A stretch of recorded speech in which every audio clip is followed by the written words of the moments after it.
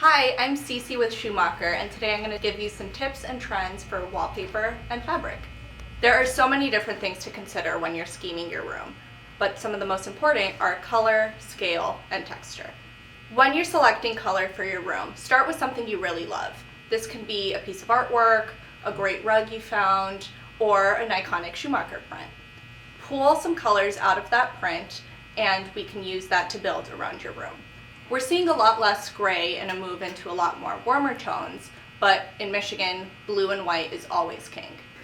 Don't get caught up on exact matching your colors.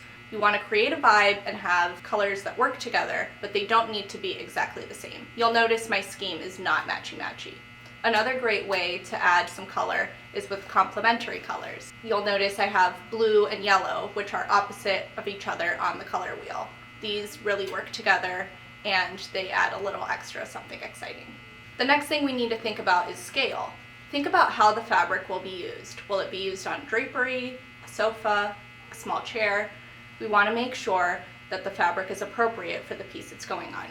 In my scheme, I used a large buffalo check on the wallpaper, and I've paired it with a much smaller plaid and even some small floral prints. You also want to play with patterns. In my scheme, I have plaids, I have florals, and I have lots of texture.